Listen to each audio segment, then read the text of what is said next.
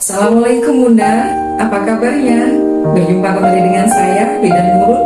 Oke, kita akan melanjutkan pada pembahasan yang kemarin, yaitu faktor-faktor yang mempengaruhi persalinan.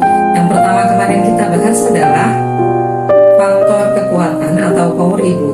Dan saat ini yang akan kita bahas adalah faktor yang kedua, yaitu PCH atau jalan lahir. Oke, jalan lahir ini terdiri dari panggul ibu yang terdiri dari bagian tulang yang padat, daerah dasar panggul, kemudian jalan lahir yaitu vagina hingga introitus vagina atau bagian lubang luar vagina. Kadang-kadang ibu-ibu itu beranggapan, kira-kira punya saya ini lebar nggak ya? Sempit nggak ya? Nah seperti itu.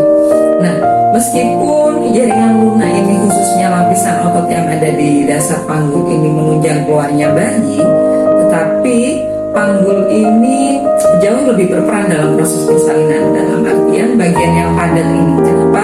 Karena kalau bagian yang lunak ini bisa kita, misalkan kaku gitu ya, bisa kita lunakkan dengan cara exercise atau latihan sebelum hamil atau dengan jalan-jalan yang benar. Kemudian kita melatih relaksasi otot pada bagian dasar panggul seperti itu. Atau yang lagi ngetren sekarang yang bisa kita lakukan adalah pijat perineum. Itu sangat membantu sekali. Jadi supaya jalan lahirnya tidak gampang robek ya. Kemudian selain itu yang harus kita perhatikan lagi itu adalah faktor yang ketiga, yaitu tentang passenger, yaitu penumpang yang saya kemarin bilang. Penumpang diantaranya adalah janin dan juga ari-ari. Janin dan ari-ari ini sangat menentukan juga. Bisa jadi jalan lahirnya, passenger-nya sudah bagus, sudah tidak sempit, tapi ternyata bayinya kegedean. Nah, ini kan juga bisa lahir. Atau jalan lahirnya memang kecil sih, tapi bayinya sesuai. Nah, itu bisa lahir dengan normal. Ini kita bahas lebih lanjut tentang passenger, yaitu faktor yang ketiga. Ini adalah faktor yang mempengaruhi persalinan juga. Apa saja sih passenger itu? Nah, passenger itu terdiri dari ukuran kepala janin. Ukuran kepalanya ini normal atau abnormal. Kemudian presentasi itu bagian terendah dari kepala. Posisi bayi idealnya itu adalah sujud. Jadi yang mencari jalan lahir adalah daerah sini. Ya. Tapi kalau misalkan posisi bayi ternyata seperti ini, agak dana, ya, itu adalah diameter yang mencari jalan lahir yang berada di bagian bawah itu adalah diameter yang bukan yang terkecil lagi. Jadinya agak susah untuk turun. Kemudian letak dan sikap serta posisi janin itu sangat mempengaruhi sekali dalam proses persalinan.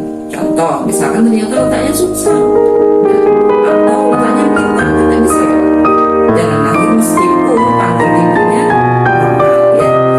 Kemudian yang tidak kalah penting adalah faktor plasenta. Idealnya plasenta atau ari-ari itu posisinya ada di setelahnya bayi, di atasnya bayi. Jadi misalkan di sini bayi, nah di atasnya bayi itu adalah ari-ari.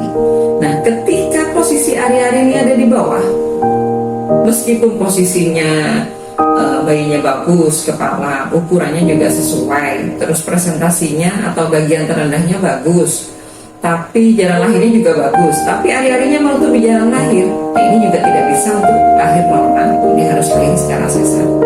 Nah, jadi idealnya di passenger ini selain posisi bayi yang bagus, kepalanya bagus, letaknya juga bagus, posisi ari-arinya pun juga sesuai.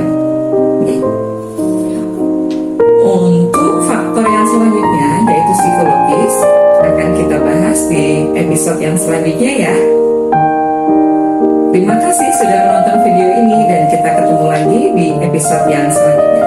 Sampai jumpa. Assalamualaikum.